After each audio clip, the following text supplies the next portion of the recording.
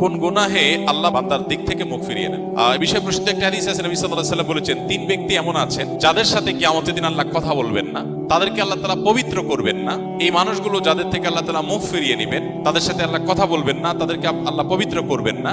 সেই মানুষগুলোর মধ্যে একজন হলেন ওই পুরুষ, যে পুরুষ টাকনুর নিচে পোশাক পরে। পোশাক পরে বলতে যে পোশাক উপরের দিক থেকে যায় সেটা টাকনুর নিচে পরে, প্যান্ট, পাজামা, চাদর, লুঙ্গি, জুব্বা, জামা, এগুলো। মোজা যেটা থাকেই নিচে, নিচ দিক থেকে পরা হয়, ওইটা কথা ভিন্ন। তো এই যে মুসবিল যে ব্যক্তি টাকনুর নিচে প্যান্ট, পাজামা, লুঙ্গি ইত্যাদি পরে, এই ব্যক্তি তার সাথে আল্লাহ কিয়ামতের দিন কথাও বলবেন না এবং তার দিকে আল্লাহ তাকাবেনও না, তাকে আল্লাহ পবিত্রও করবেন না।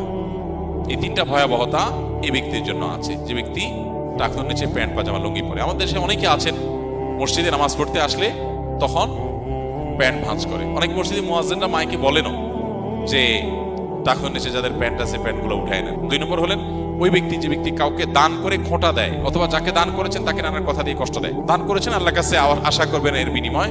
যাকে দান করেছেন তার সাথে আপনার কোনো আলাপ থাকবে না। দান করে খোঁটা দিলেন, কষ্ট দিলেন, খোঁচা মেরে কথা বললেন, এগুলো বললে আপনি আল্লাহ তাআলার দৃষ্টি থেকে সরে যাবেন কিয়ামতের ময়দানে। নাম্বার 3, ওই ব্যবসায়ী, যেই ব্যবসায়ী তার পণ্য বিক্রি করতে গিয়ে মিথ্যা শপথ করে।